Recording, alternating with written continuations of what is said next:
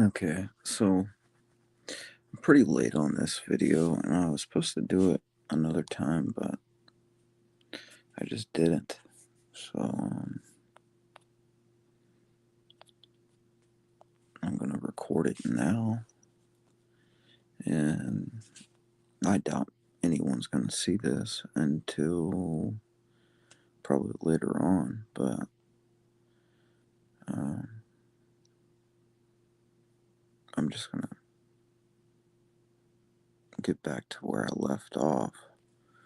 So here we go.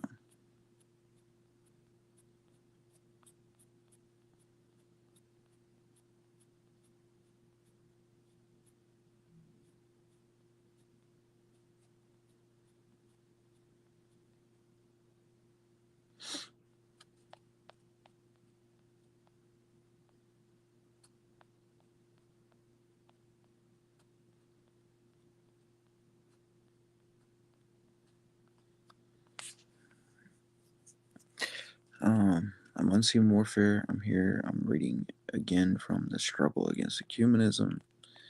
It was a book that was put out by Holy Trinity Monastery, 1998. So it's dealing with the history of the true Orthodox Church of Greece from 1924 to 1994. And the book is full of useful historical material on the subject that you can't really find in too many places. No matter how anybody really feels about HTM, I think amongst true Orthodox Christians, what you're going to find is that um, they all agree that this is a decent book on the subject and worth a read. So I'm trying to figure out exactly where I left off. If I'm not mistaken, I left off right about here, this last chapter.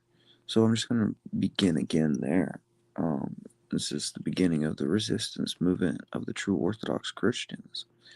Okay, so when the new calendar was first introduced in Greece in 1924, virtually all the clergy submitted. Only the fathers of Mount Athos and some of the pious lay people refused to comply. A lay, quote, Orthodox association was formed to retain the traditional calendar. Soon, two priests in the area of Athens returned to the traditional calendar and aligned themselves with Orthodox laity, and more clergy joined later. On Mount Athos, a sacred union of zealot monks was formed that same year, and the Orthodox Association was recognized under the name of, quote, the Greek religious community of true Orthodox Christians. From the very beginning, this movement was violently persecuted by the police authorities at the behest of Archbishop Chrysostomos Papadopoulos. In one instance, after a liturgy celebrated on the Feast of the Holy Archangels on November 8th, 1927, the faithful who were leaving a church at Mandra of Attica were assaulted by police. Two women were hospitalized, one with a gunshot injury and the other with a head injury from a clubbing by police when she tried to protect the priest. This woman, Catherine Rotis, the young mother of two children, died a week later on November 15th. On April 24th, 1926, the State Church of Greece issued a very harsh encyclical, Protocol number 2398/2203, directed against the traditional Orthodox Christians.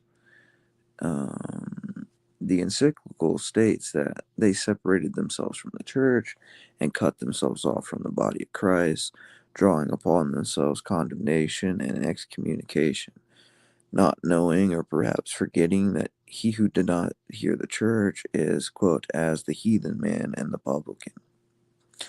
They're saying this Matthew 18 and 17.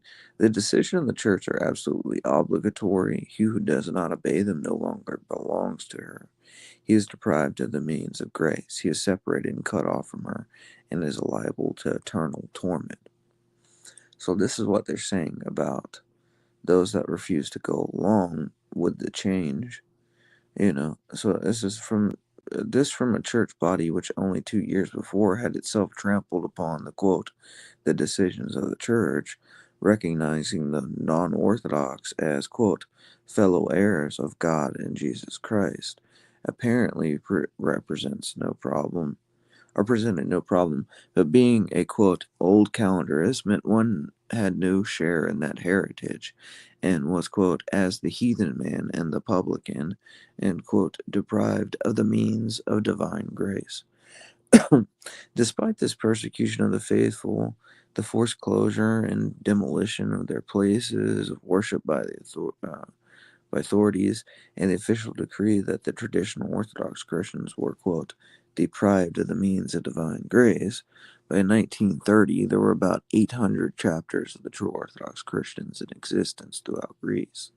They continued to submit appeals to the New Calendar Synod of the Church of Greece in 1929 and 1933 pointing out the condemnation of the Gregorian calendar by three pan-Orthodox councils. They called for a return to the traditional calendar in order to avoid schism in the Greek Church. In the Church of Greece. Furthermore, even many clergy who had submitted to the government's decrees strenuously protested the change. On the night of the Feast of the Exaltation of the Cross, this is where I left off before, but I figured we'd go ahead and start it back just at this spot. Um, September 14th, 1925, according to the traditional ecclesiastical calendar, the true Orthodox Christians were given spiritual strength by the miraculous appearance of the cross over the chapel of St. John the Theologian on Mount Hymettus outside Athens. Over 2,000 people witnessed the vision, including police to disband the vigil service and arrest the priests. The vision made a profound impression on everyone, and the faithful, including the now um, converted police, continued the service without interruption. To commemorate and make known this awesome miracle, the traditional Orthodox Christians published the following text that accompany with the accompanying illustration. Uh, at about midnight on September 13th through 14th, 1925, above the chapel of St. John the Theologian in Athens, according to accurate reports by eyewitnesses and a large number of police officers, the scene as it appeared were viewed from a distance of 200 meters from the northeast. The announcement of the Council of the Orthodox published on September 14th/27, 1925. The quote, Association of the Orthodox, a recognized group following the old ecclesiastical calendar, in which it remains steadfast since it regards the introduction of the Gregorian calendar as an anti-religious and anti-canonical, celebrated today, September 14th, according to the traditional ecclesiastical calendar. The Feast of the Exaltation of the Venerable Cross. Because of this feast, more than 2,000 members of the association had gathered since 9 o'clock yesterday evening at the country chapel of St. John the Theologian, where a vigil was celebrated. Naturally, this gathering of the faithful did not escape the attention of the police authorities, who came to observe the service at 11 p.m., quote, for the sake of order, as they affirmed. However, whatever their mission was, a few minutes after their arrival, for reasons which are superior to every human order of authority, they were involuntarily forced to be numbered among the multitudes of the faithful, who were already so numerous they could not even fit in the courtyard of the church. It was 11:30 before midnight when directly above the church, in a direction from the east to west, there appeared a bright white cross. Its illumination fell only on the area of the church and on the multitude of the faithful attending the service. Uh, it completely overpowered the shining of the stars, while at the same time it illuminated the church in the courtyard as though an electrical spotlight were directed towards them. The horizontal line of the heavenly cross inclined towards the right, and so on the lower part of it, perpendicular line, a small cross was formed by another small horizontal bar. This heavenly sign was visible continuously for an hour and a uh, half an hour, and then it began to fade away little by little. What followed the appearance of this heavenly sign cannot be described by human speech. With one mouth and one heart, all the people at the vigil fell to their knees and cried out with emotion and began to chant and glorify the Lord. The police authorities forgot their original mission and found again in the depths of their hearts the faith of their years, uh, childhood years. That entire place was transformed into a corner of some other world that is beyond this earth. Everyone was overcome by an ineffable and sacred emotion. Everyone wept.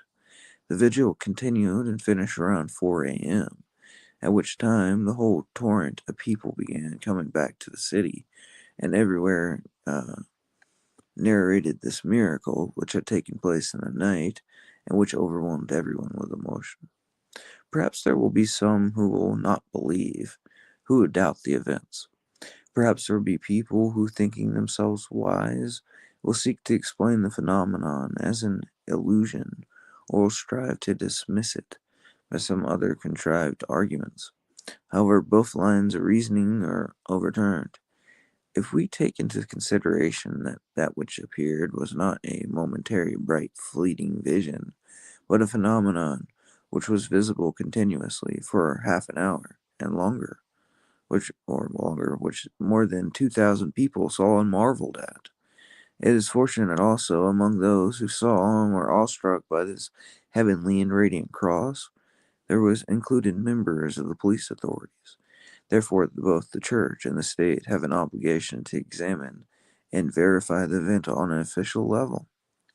However, aside from this, we believe that the appearance of this heavenly cross on the day of the feast, the exaltation of the cross, according to the old calendar, constitute yet another confirmation from God concerning the righteousness of the beliefs of those who follow this calendar. It also provides from heaven a helpful admonition to those directing ecclesiastical matters today, so they might consider their anti-canonical decision concerning the unilateral introduction of the Gregorian calendar, for by this decision they have separated themselves from this greater part of orthodoxy. That's from the Administrative Committee of the Association of the Orthodox. Uh, and then it lists a couple of names. So it's Purcell's Gratuitous Secretary, Constantine Berlice, Andrew Vaporidis, Alexander Simonides, John Sideris, Constantine Kotsiotopoulos, and Haralambos Mavroyanis. Okay, so Patriarch, there's a photo of this Patriarch Christopher Alexander here. So, in 1925, Metropolitan Christopher of Leonopolis, who became Patriarch of Alexandria in 1939, published a detailed study entitled Calendar Issue. In this study, Metropolitan Christopher condemned the calendar change in no uncertain terms, and among other things, wrote the following. They who audaciously changed the church calendar in our days assuredly did not take into account the gravity of the church's conciliar decrees and anathemas. And for the sake of astronomy, they paid no heed at all to the venerable tradition and the spirit of the church. Though occupying themselves with ecclesiastical matters, they used science only as a pretense to conceal the innovating inclinations that possessed them. Metropolitan Germanos Demetrius protested the introduction of the new calendar and did not allow it to be introduced into his diocese until 1928, and then only under extreme pressure from the Greek government.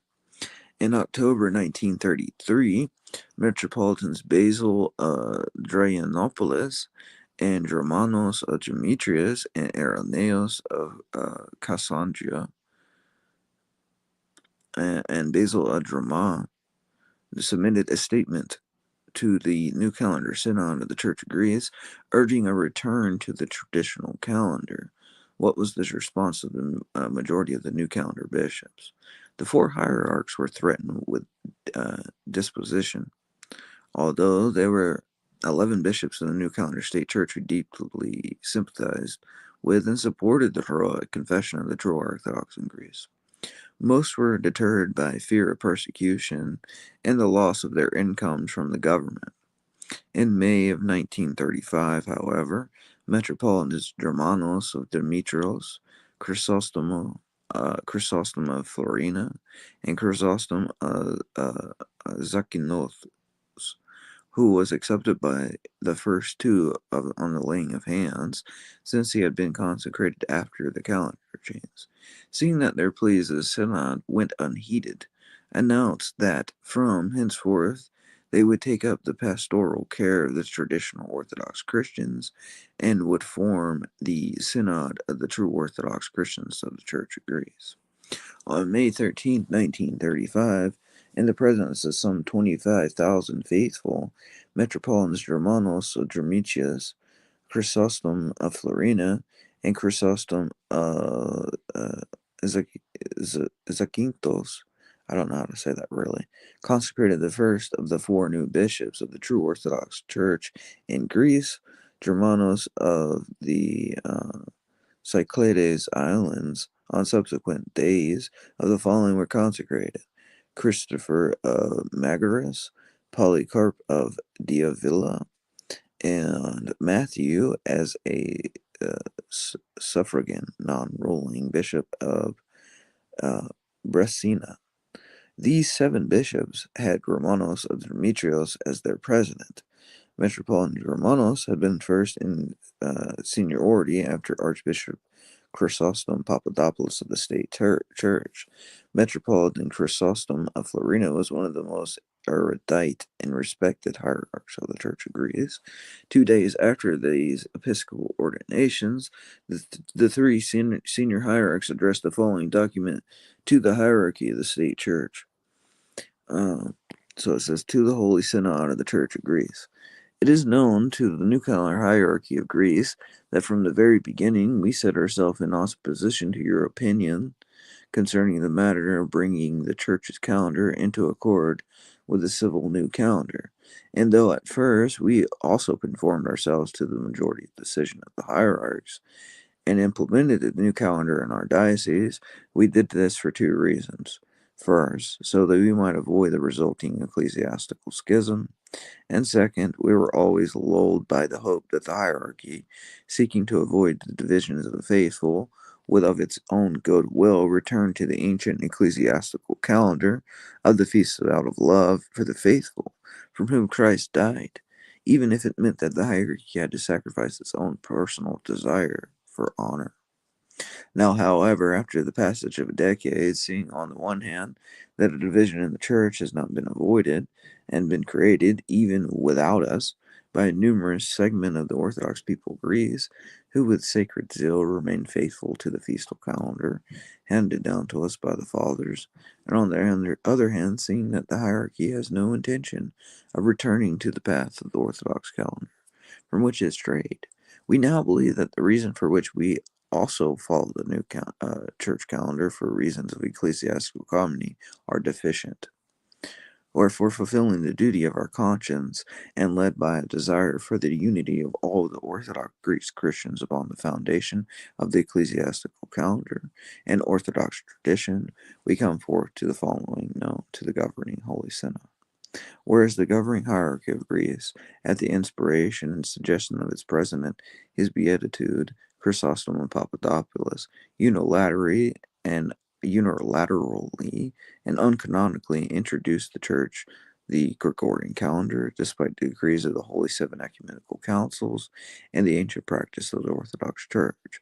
Whereas the governing hierarchy of Greece, by introducing the Gregorian calendar into our divine worship without the consent of the other Orthodox churches, broke thereby the universal Orthodox Church's unity in the celebration of the feast, and divided the Christians into opposing parties on account of the calendar.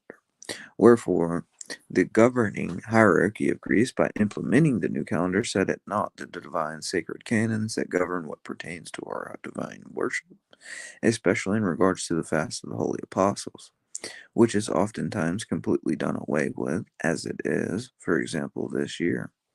Wherefore the governing hierarchy of Greece, regardless of how much it insists that it left the canon concerning Pascha untouched, and that it celebrates Pascha according to the old calendar, nevertheless, by implementing the Gregorian calendar unilaterally, could not avoid indirectly violating this canon. Also, when it changed the feastal calendar on the annual cycle of the lections of the Sunday Gospels, the fast, and the other church services, which are inextricably bound with the canon that was instituted by the First Ecumenical Council. Whereas the governing hierarchy agrees by its unilateral and anti-canonical introduction of the Gregorian calendar, has rent asunder the unity of the universal Orthodox Church possesses in her divine worship as regard the celebration of the feast, and has divided the Christians into opposing parties because of the calendar, and has indirectly violated also the doctrine of the symbol of the faith concerning the quote one holy Catholic and Apostolic Church. Whereas, finally, because all of the above mentioned reasons, the governing hierarchy agrees, has in spirit torn and walled itself off from the sacred canons and the entire body of orthodoxy, and potentially, in essence, declared itself schismatic, according to the determination of the committee of experts in canon law, theologians, and professors of the university in Athens, who were assigned to study the calendar question. One of the committee members being at the time His Beatitude, the Archbishop of Athens, who was a professor of history in our national university. Therefore, in submitting the protest, we have incorporated herein, we declare that we henceforth sever every relation in ecclesiastical communion with the new calendar hierarchy of Greece, since it remains in the calendar innovation, and we assume the spiritual leadership and the ecclesiastical pastorship of the Orthodox Greek people who we have remained faithful to. Julian calendar and to the Julian calendar of our fathers. And bringing this to the attention of the governing hierarchy, we cherish good hopes that it will perceive the great responsibility it has in the eyes of God, of the Orthodox Church, and of all the nations, which it divided needlessly into two opposing religious parties, and that it will review its decision regarding the church calendar and be moved on its own good will to restore it to the church, the traditional feastal calendar, while the government retains the new calendar according to the royal decrees of 1923, and therefore remove the scandal that has been created and restore the peace of the church. We greet you with a fraternal embrace. That was written in from Athens, May 15th, 1935. Is signed by Germanos of Demetrius, Chrysostom of Florina, and Chrysostom, Metropolitan Zagnitos. Okay, so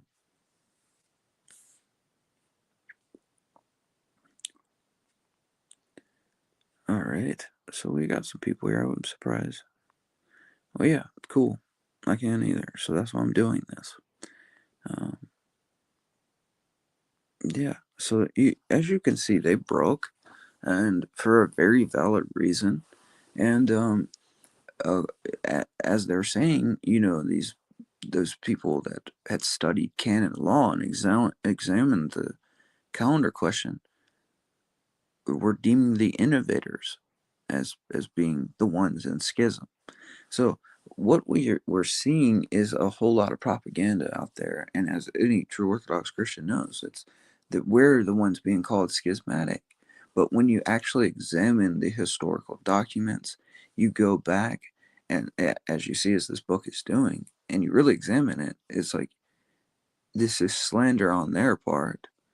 And a lot of times we don't even call them schismatics. Like we don't, well, like you don't hear that often from us, our side of it. But that's the reality. They really are.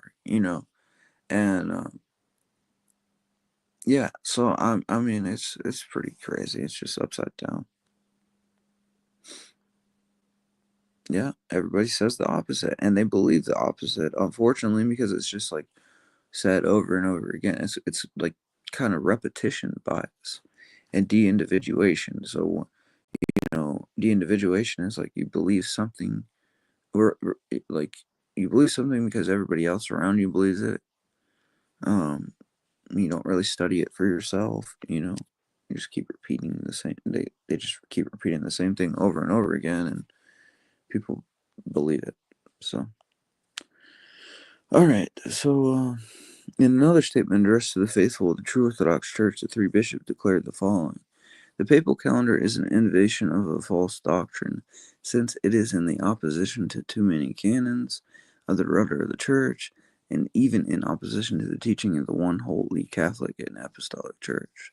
Since it has broken its unity into old calendars and new calendars, the Church in Greece has now been torn from the trunk of the Church of the Holy Fathers in the seven ecumenical councils, and has become schismatic. According to the first canon of St. Basil the Great, it has lost grace, and it has died, since it no longer partakes of grace, and it has been severed from the body of the Church, and has henceforth cast aside the struggle against the ancient Holy Fathers who preserved the faith intact for so many centuries. These actions and declarations of the traditional synod of bishops provoked the intense wrath of the state church and government authorities. As a result, the seven bishops were immediately arrested by the government at the instigation of the state church and brought to ecclesiastical trial in June of 1935 on charges of causing division and disturbance by organizing, quote, unlawful assemblies, and of showing contempt for the, quote, legal and the, quote, canonical church. So here again, we're seeing, this, um,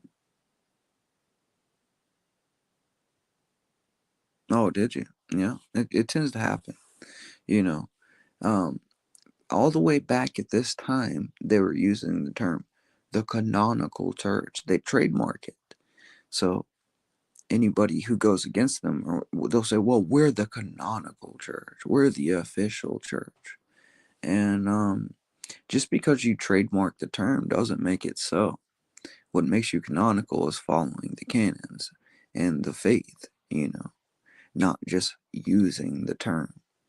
They just kind of slap a label on themselves and say, see, this is what we are, and that doesn't make you who you are.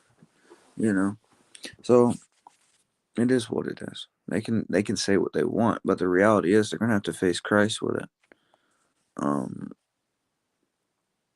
so during this trial, which took place in the Metropolitan Cathedral of Athens, a large crowd led by 40 priests and 60 monastics gathered quietly in the square of the front, in the square in front of the cathedral to chant the supplicatory canon to the Mother of God. This orderly assembly was assaulted by the police and dispersed with fire hoses and clubs, and over 100 were injured, one of whom was the future Archbishop of Xantios. The result of this trial was announced on June 15, 1935. Three of the bishops, Germanos of Demetrius, Chrysostom of Florina, Germanos of Cyclades Islands, were banished. Matthew of Brethina, on account of illness, was confined to his monastery.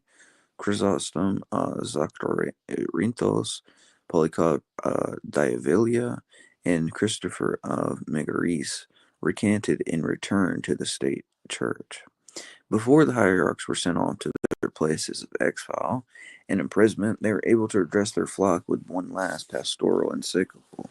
Since the new calendar refused to end their schism or to recognize the holy mysteries of the true Orthodox Christians, while nonetheless Recognizing the sacraments and the priestly orders of the non-Orthodox, the Synod of Bishops of the True Orthodox Church of Greece published their pastoral encyclical, stating officially that the New Calendar State Church was in schism and that its mysteries were invalid. That is to say, they simply affirmed what Chrysostom Papadopoulos himself had said only 1 year before he became archbishop and changed the calendar. Here in the text of the pastoral encyclical of the Holy Synod of the traditional Orthodox Christians. So here's the pastoral encyclical to the Orthodox before I guess they were sent. These few were sent to imprisonment, or some returned to the state church. Unjustly condemned by the schismatic synod to the deposition in a 5-year imprisonment in monasteries, and seized by force of the government, which has become the executory arm of the quote, New Calendar Archdiocese, which by a new mere word has placed itself above the canons, the church charter, and the constitution of Greece. Because we have the courage and the spiritual strength to raise the glorious and venerable banner of orthodoxy, we consider it our pastoral duty, before we depart for prison, to direct the following admonitions to you that adhere to the Orthodox feastal calendar of our fathers. While faithfully following the apostles' admonition, quote, stand fast and hold the traditions which you have been taught, whether by word or a letter. Do not cease from struggling by every lawful and Christian means for the strengthening and the triumph of our sacred struggle, what looks to the restoration of the patristic and Orthodox feastal calendar within the Church. Only this can reestablish the diminished Orthodox authority of the Greek Church and bring back the peace and unity of the Orthodox people, Greek people. By the judgment which the Lord knows, the majority of the hierarchy of the Greek Church, under the influence and initiative of its president, has placed the blot of schism upon what up until now has been its pure and truly Orthodox continence. Um, when it rejected the Orthodox feastal calendar, which has been consecrated by the 7 ecumenical councils and ratified by a age-long practice of the Orthodox Eastern Church, and replaced it with the papal calendar. Of course, the schism of the Orthodox Greek people was created by the majority of the hierarchy, which forgot its sacred and national mission, and the old Greek revolutionary slogan, quote, fight for orthodoxy and for Greek liberty, which, without the agreement of all the Orthodox churches, introduced the papal feastal calendar into our divine worship, thereby dividing not only the Orthodox churches, but all the Orthodox Christians into two opposing camps. In assuming the pastorship of the Orthodox Greek populace, that the following of the Orthodox feastal calendar of our fathers, and being conscious of the oath of the faith that we took, that we would keep all that we have received from the 7 ecumenical councils, we adjure every innovation, and cannot but proclaim as schismatic the state church, which has accepted the papal feastal calendar, which has been described by the pan-Orthodox councils as an innovation of the heretics, and as an arbitrary trampling underfoot of the divine and sacred canons of the ecclesiastical traditions. On account of this, we counsel all who follow the Orthodox feastal calendar to have no spiritual communion with the schismatic church and its schismatic ministers, from whom the grace of all the Holy Spirit has departed, since they have set at naught the resolutions of the fathers of the 7 ecumenical councils and the all pan-Orthodox councils that condemn the Gregorian feastal calendar. The fact that the schismatic church does not have grace and the Holy Spirit is confirmed by St. Basil the Great, who says, quote, even though the schismatics have not erred in doctrine, yet because Christ is the head of the body of the church, according to the divine apostles, and from all the members quickened to receive spiritual increase, the schismatics have been torn from the consonance of the members of the body, and no longer have the grace of the Holy Spirit abiding with them, and how indeed can they impart to others which they have not? While the schismatic church imposes oppressive and intolerable measures in order to violate our orthodox conscience, we exhort you to endure all things and preserve the orthodox heritage intact and unsustained, even as we have received it from our pious fathers, having as luminous and fortifying examples, seeing we're not afraid, even in the waning years of our lives, to withstand the boldness and dignity, the bigoted and the medieval measures of our exile and imprisonment in monasteries, as it were in prisons, esteeming this as an honor and glory and joy, according to the apostles, who enjoins us to rejoice and boast of our sufferings on behalf of Christ. We counsel you also to have endurance and persistence in these griefs and afflictions and evils and outrages to which you will be subjected to by a church that is schismatic, and ever hope in God, uh, who will not permit that you be tried above what you are able to endure, and who, in his infinite and unfathomable long suffering, will be well pleased to enlighten those who out of innocence have been led astray and follow the papal festal calendar. And in the end, may he grant you the triumph of orthodoxy and the unity of those who bear the name of Christ, the Orthodox Greek people, for whom we struggle to the glory of Christ, whose grace and infinite mercy be with you all. That was written on June 21st, 1935. It's signed by Germanos Demetrius, Chrysostom of Florina, and Germanos of Cyclades Islands. Alright, so that's pretty heavy there.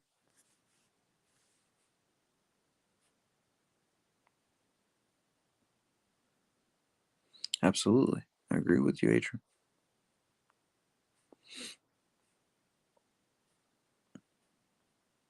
It is.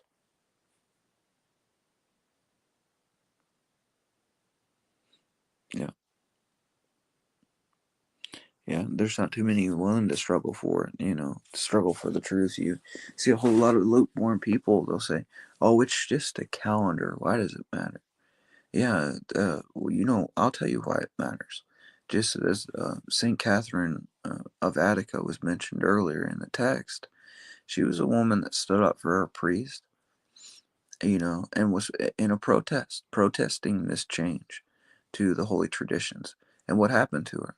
She had a young family. She had just been married not that long before this and had a kid, and she's clubbed in her head by a police officer at the disposal of this uh, Chrysos, this Papadopoulos guy.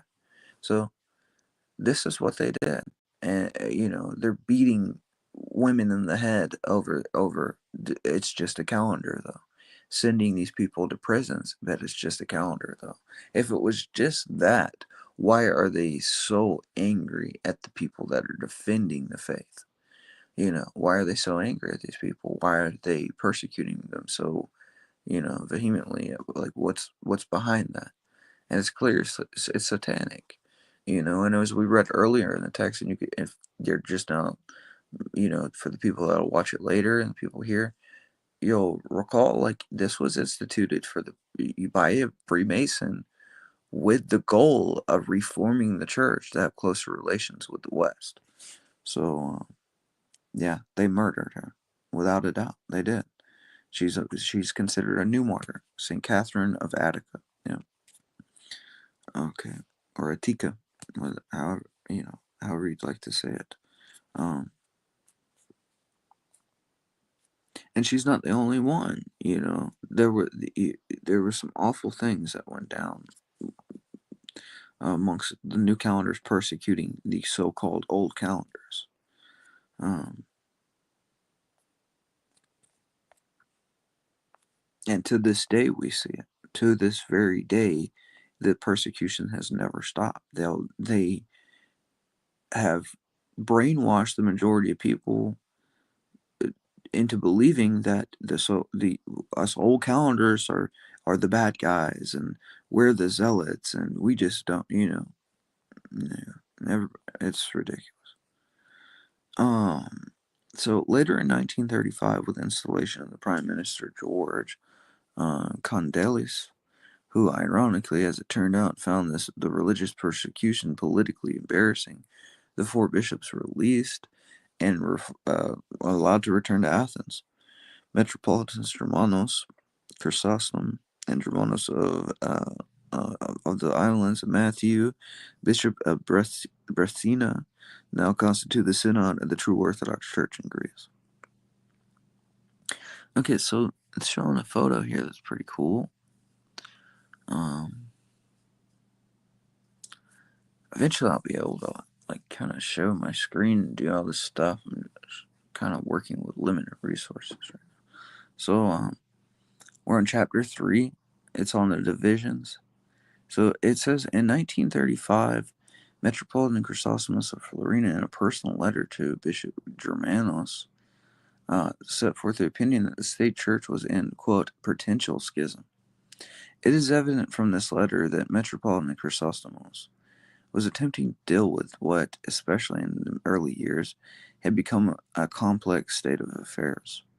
There were contradictory elements in the calendar dispute that caused considerable confusion in the ranks of the true Orthodox as to how they should address these issues. The primary cause of this confusion was the ambivalence of the new calendar bishops themselves. On the one hand, it was clear that in itself the change of the calendar was not a direct change of doctrine, although it did violate the Church's oneness by disrupting its liturgical unity. On the other, it was equally clear, as the Ecumenical Patriarch's encyclical of 1920 affirmed, that the Church, the calendar change was only, quote, step one in a rapprochement with the heterodox denominations. This was a doctrinal issue.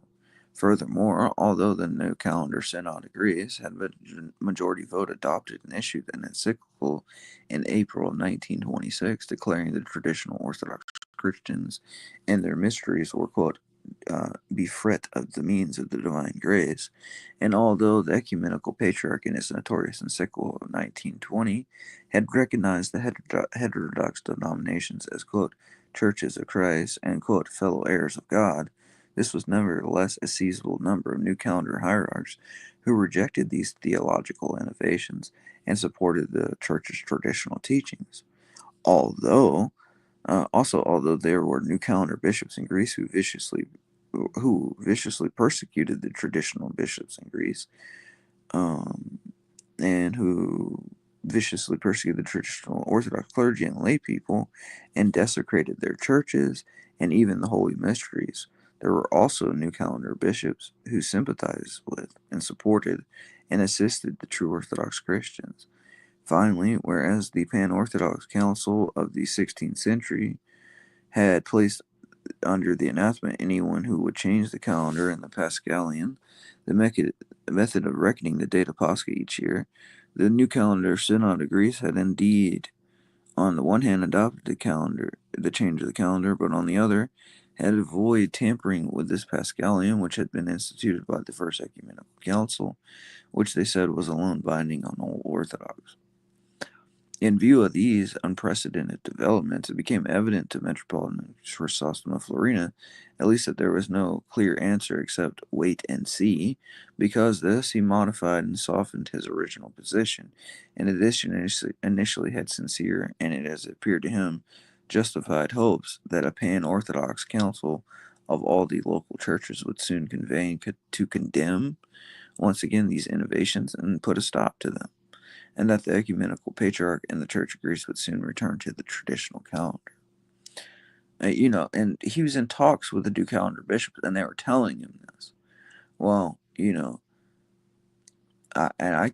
St. Matthew, because I do consider him a saint, and I think the majority of true Orthodox do, even if we don't always agree with the Matthewites on all their beliefs, because there is some crazy stuff. I'm not saying all of them are crazy, but from my understanding of it is that, these developments seem to be going, a certain direction, and he started believing the new calendar bishops to the degree that he really believed that they were going to return to the calendar. And he was like trying to, but what was really happening is they were softening up, and I think they ended up stealing parishes from him, right? So they were speaking out both sides of their mouth. They were like, yeah, we're going to definitely go back to the old calendar. Well, what we would call Matthew, I'd seen kind of through it. because they were more on the ground level being persecuted. I'm not saying that St. Chrysostom of Florina wasn't being persecuted, but uh, so they of course were scandalized by what St. Chrysostom of Florina was saying. But I think he was sincere in the fact that he was staying true to the traditions, but he was hoping that these people would renounce what they were doing. So when he said potential schism, it's like, all right, they still have time to turn back. And the way I like to think about it is like, at what point did the Holy Spirit leave the Pharisees? It's like God's merciful to a degree, even if we're the worst of the worst. He's gonna, if we repent and return, he that was probably the thought process. I think. But I mean, did they repent and return? No, they didn't. So, um,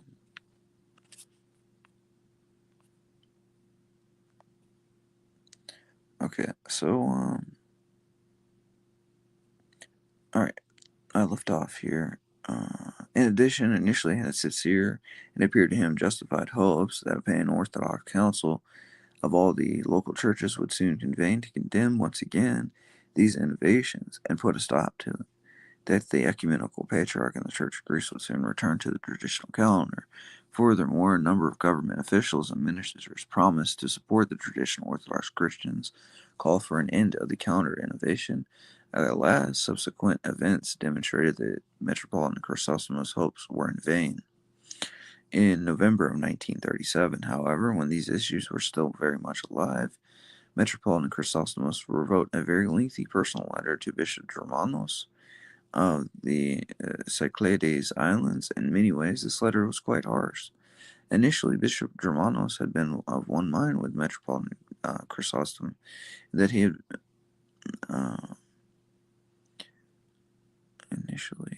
I just lost my place, sorry. The matter of okay. Had been in one mind with Metropolitan Chrysostom in the matter of how new calendars should be received, that is simply by confession of faith and not by holy chrismation.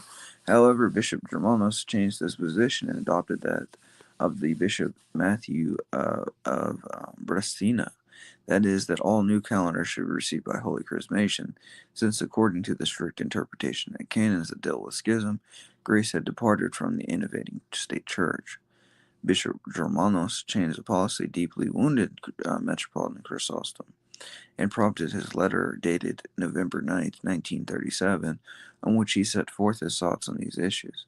His opinion can be summed up in the following extracts. This separation on the part of his beatitude, Chrysostom Papadopoulos, and the hierarchy that follows him, gives us the right to express our personal and completely private opinion that his beatitude and the hierarchy with him, in view of the fact that they have knowingly broken the union of the Universal Orthodox Church as regards to the simultaneous celebration of the feast and the simultaneous observances of the fast, have potentially, but not actually, fallen from divine grace, since they have fallen under the curses and the anathemas which the divine fathers and the seven ecumenical councils placed upon those who set at the naught the traditions and remove the everlasting boundaries with which our fathers have established. However, his beatitude and the bishops who are of one mind with him will fall away from the divine grace and become aliens to the Orthodox spirit and the mysteries in actuality only when they proclaimed as such as an actual schismatics by pan-Orthodox council, which alone has this right according to the laws of the Eastern Orthodox Church. And he ends his letter with the following assurance. With the might of Christ, we shall soon raise the banner of orthodoxy. On the Orthodox citadel of the ecumenical patriarch of the Church of Greece, yesterday, the luminous dayspring of orthodoxy's triumph has begun to dawn with rose-colored hues. This with the might of Christ and due of the Orthodox and the Christian and the truly hierarchical position we have maintained vis-a-vis the state church and the nation, not even fearing to raise our hierarchical structure against the violence wrought against us, we endure this, so that we might not forsake and betray the glorious banner of orthodoxy and the Orthodox faith and confession. The triumph of orthodoxy shall soon be celebrated by all in the metropoly of the Church of Greece by the night of Christ, and the truly Orthodox patriotic desire of our God-preserved King, under the leader of the Greek government, who has accompanied great deeds, and the all true Orthodox Greek shall receive the crown of joy and glory. So he says something here, and he says something here that I think is kind of interesting. He says, in actuality, when they are proclaimed as such, and as an actual schismatics by a pan-Orthodox council, which alone has this right according to the law of the Eastern Orthodox Church. So,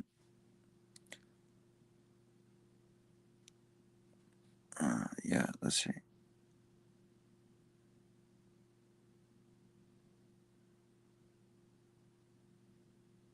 Oh, you have a.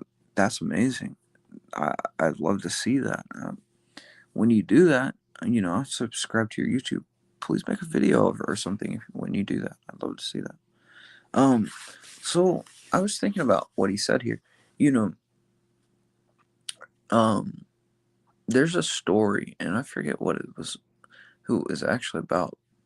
I could find it real quick because I do want to make this known. So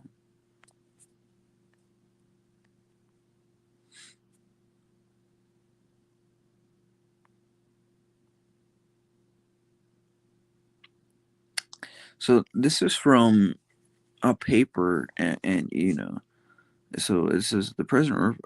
Okay, so this is like an opinion from somebody, and it says, uh, this is another substantial criticism came from Rocor priests. And this is a related topic, kind of, I think, and it could give us some insight into the way to look at that. Alexander Lebedov, who later joined the Moscow Patriarch, he attacked the validity of the anathema, calling the idea that the anathema strikes down all ecumenists the heresy of universal jurisdiction. His view was that the anathema could only have power over the members of the Rokor, not over world orthodoxy as a whole. In other words, an old woman in Rokor confessed to ecumenism might under the anathema, but not the Patriarch of Moscow and Constantine. Now, this isn't what I'm trying to read from. There's a particular thing that I'm looking for that's related to this.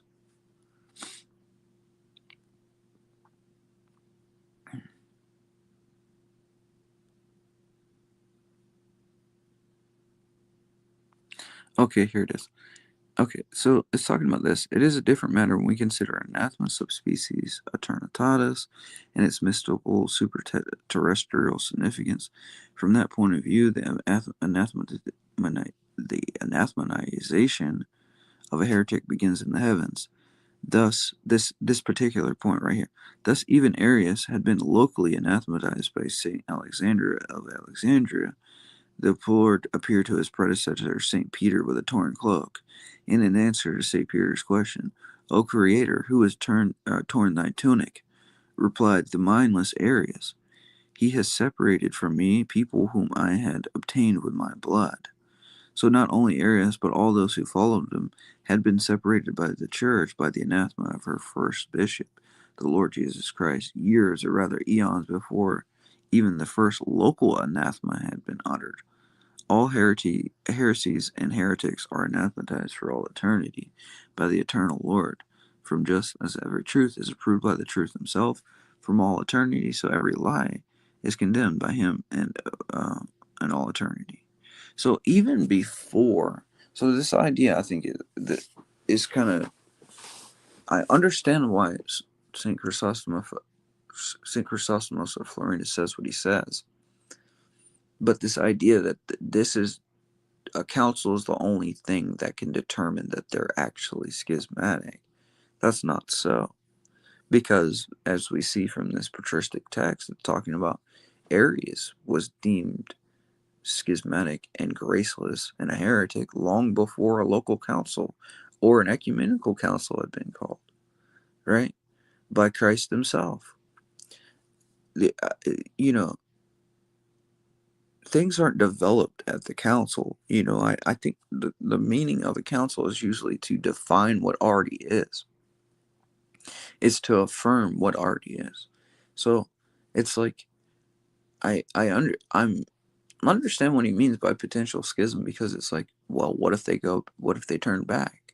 And what if we're pushing them away by being too harsh? You know?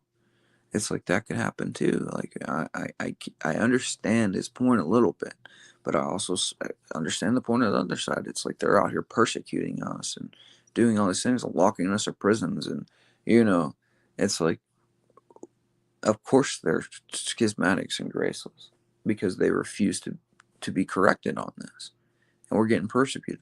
But then there's people with them who are sort of, on our side too. So what about these people? So it's like all these like really confusing questions that divided them at that time, because they were trying. I think for the most part they were all sincere for the most part, and they all had their own reasons for saying what they were saying, and you know, like people aren't perfect. We're fallen. We're in a fallen world. So it's like they're human beings. So it's difficult to say who's completely right and who's completely wrong. It's probably a little bit of both. You know.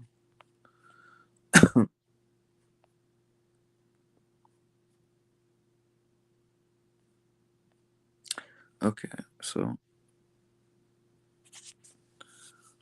he goes on. And he ends his letter with the following assurance: "With the might of Christ, we shall soon raise the banner of orthodoxy on the Orthodox citadel of the Ecumenical Patriarch in the Church of Greece. Yes, your grace, the luminous dayspring of Orthodox triumph has begun to dawn with the while deploring Bishop Germanos' opposition to him, Metropolitan Chrysostomos wished to point out that in the letter that he felt it was unwise at this time, in 1937, to apply the full strictness of the canons that would normally apply to those in schism, because of the confusion that prevailed at that time in the church life. And he still had high hopes, as his letter reveals that a pan-Orthodox council will convene soon, and that the state church will return to the ecclesiastical calendar, since some of the bishops of the state church sympathized with the traditional Orthodox Christians, and there was evidence as well that the Greek government was reconsidering its stance.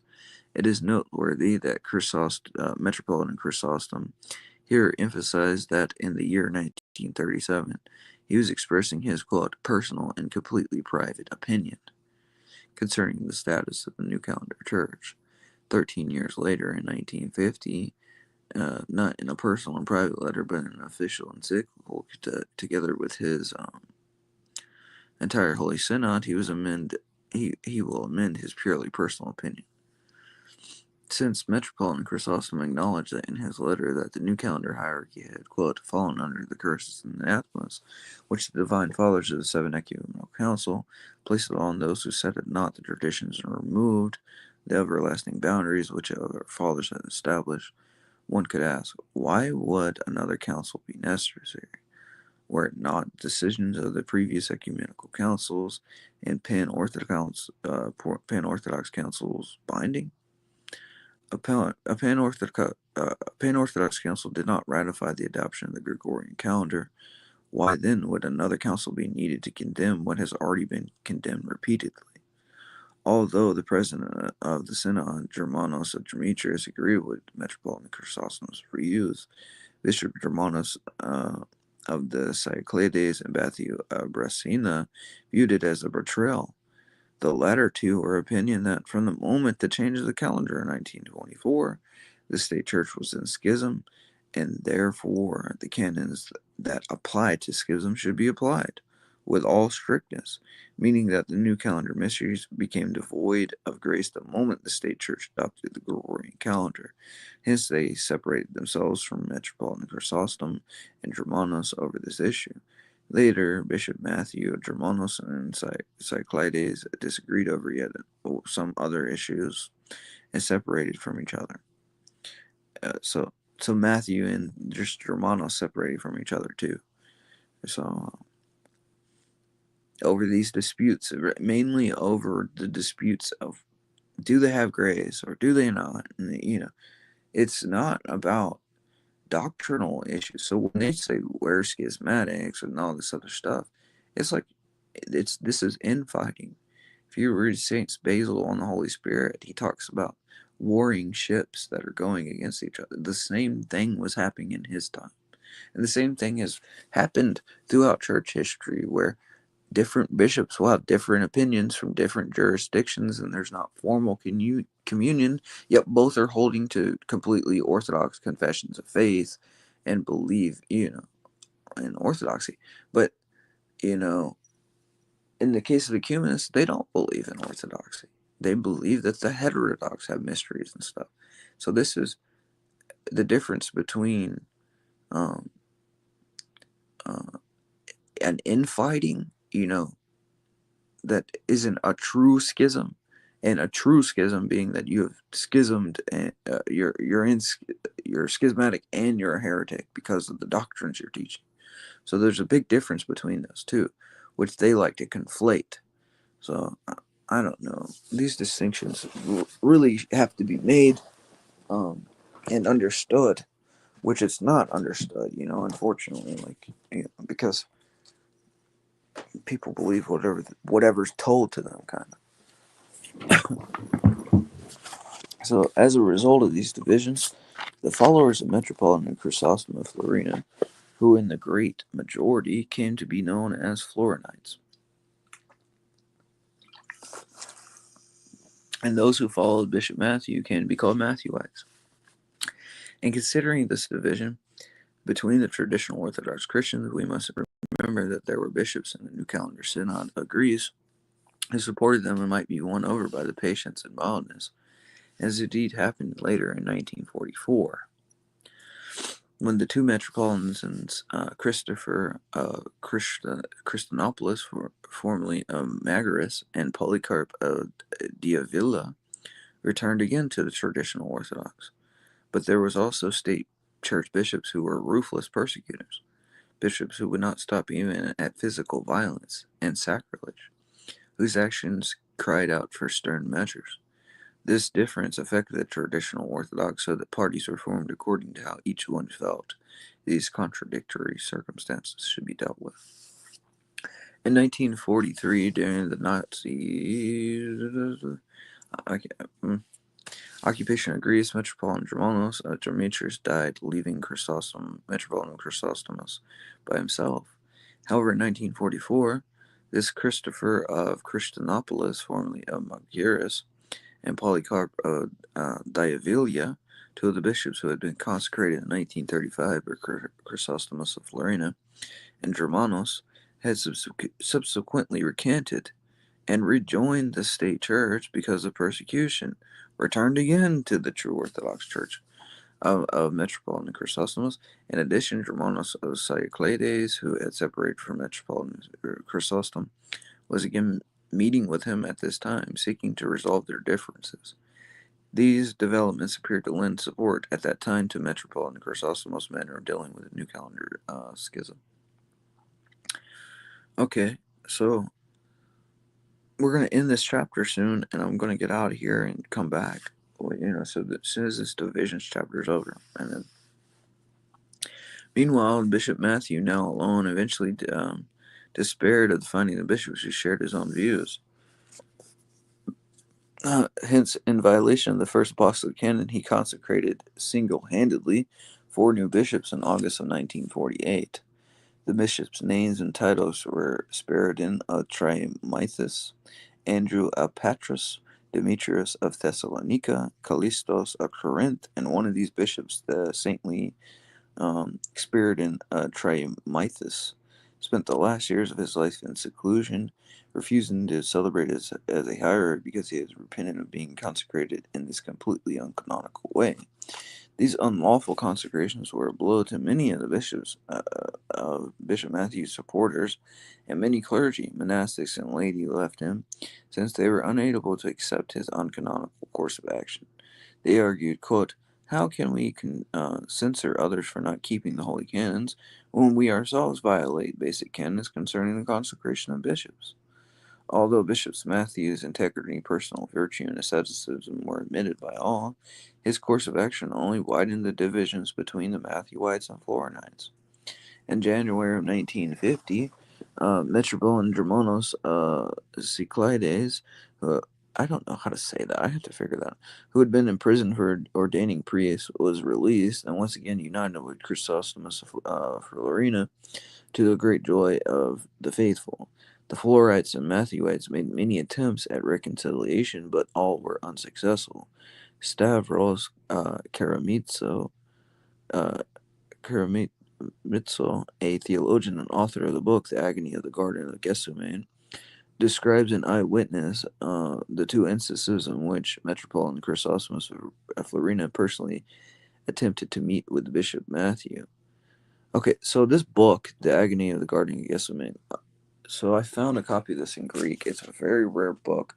If like you talk to any TO, like especially among Americans, like we've only heard of this book. I don't think it's ever been in English.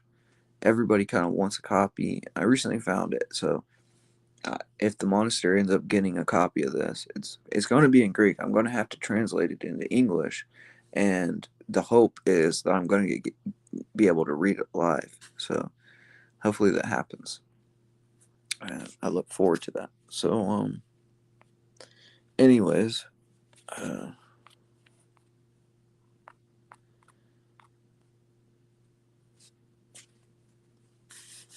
hmm.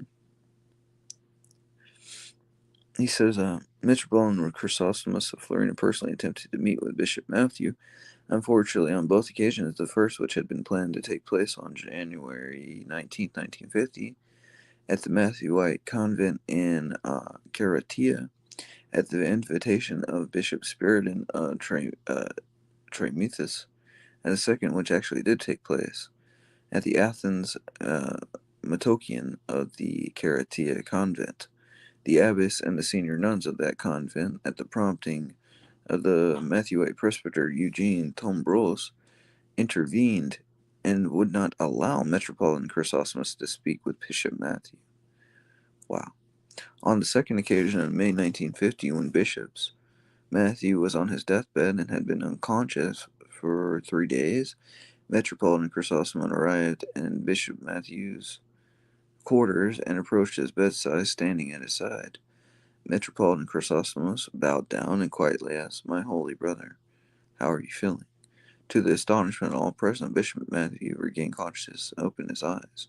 When he saw the Metropolitan, he sought to sit up, out of deference, to begin to whisper something faintly. And at the very moment the Abbess Miriam of the Covenant Caratia entered the room with several other sisters and demanded that the other visitors leave. On a few days later, on May 14th, 1950, Bishop Matthew died, and the two hierarchs were never again to meet in this life. Uh, on May 26, 1950, some 26 years after the calendar innovation, seeing that the new calendar showed no signs of changing direction despite the many appeals addressed to the Holy Synod of the State Church, Metropolitan Chrysostomos of Florina and the other bishops of the Synod published an encyclical in which they said that the time had arrived to apply more strictly the canons that dealt with schism. Henceforth, in accordance with the first canon of St. Basil the Great, the mysteries of the state church were to be considered invalid, and those who belonged to the state church were to be received into the true Orthodox Church by holy chrismation. The encyclical was signed by Metropolitan Chrysostomos of Florina, who is now presiding bishop of the Synod of the True Orthodox Church, as well as Metropolitan Germanos of Cyclides, Christopher Christianopoulos, formerly of Megaris, and Polycarp of Divilia. The text of the encyclical reads as follows: To the most reverend priests of our most holy church, the true Orthodox Christians in Greece, May 26, 1950, Protocol number 13. Beloved children in the Lord, Grace and peace be unto you from God, and prayers and blessings from us. Taking into consideration reports that some of our most pious priests are negligent in fulfilling the duties of the basis of the canons of the Confession of the Faith, we made in the year of the salvation of 1935, the Sacred Synod of the Most Holy Church undertakes and to remind all the following. In the year of salvation, 1935, we proclaimed the Church of the innovating new calendar schismatics. We reiterate this proclamation once again, and consequently we enjoin that the first canon of St. Basil the Great be applied, giving that the mysteries celebrated by the new calendars are, since they are schismatics, deprived of satisfying grace. Hence, you must not receive any new calendars into the bosom of the whole most holy Orthodox Church, not as a consequence, ministers unto them without their having previously made a confession of faith, whereby they condemn the innovation of the new calendars to proclaim their church as schismatic. Those who have been baptized by the innovator should be chrismated with holy chrism of the Orthodox provenance, which also we have in insufficiency. On this occasion, we direct this final appeal to the true Orthodox Christians, inviting them to fraternally to unite with us. The furtherance of our struggle for piety of our fathers demands this, and to the fervent desires of all. In extending this invitation to you, we do away with the stumbling blocks that we were created through our responsibility, and to end, we revoke and repudiate whatever was written or spoken by us from 1935 until today, either in sermons or pronouncements and publications or encyclicals, and whatever was incompatible with or contrary to the principles of the Eastern Orthodox Church of Christ, of our sacred struggle in behalf of orthodoxy, as it was proclaimed in the encyclical published by the Sacred Synod in the year 1935, without any addition or omission, including even the technical phrase called potential or actuality. And in actuality, these things do we affirm this final time for the sake of the scandalized Christians, whose spiritual salvation we desire. And on this occasion, we again proclaim that all of us must preserve intact, even to the end of our days, the confession we made in 1935, invoking God's mercy for every deviation. Wherefore, let us stand with fervent prayers. The Sacred Synod, the President, Chrysostomos, formerly Metropolitan of Florina, members Germanos, Metropolitan of Cyclades Islands, Christopher, Metropolitan of Christianopolis, and Polycarp, Metropolitan of Diavilia. The reaction of Archbishop Spiriton of the State Church was immediate. The most violent and ruthless persecution of the true Orthodox Church now broke out and lasted for 5 years. That was 1950 to 1955. Okay, so we're going to stop there for now. We're on page 68. Okay, so I appreciate you all as always. You know, thank you, Adrian, for dropping by, and everybody else that kind of seen this. But I know it's late when I did this, but whatever. I made this for other people that might catch it later on. I'll probably come back either tomorrow or the next day. I don't know. I'll figure it out. But we're on page 68 and we'll return. Okay. So thank you guys and have a good night. Mind Warfare. I'm out.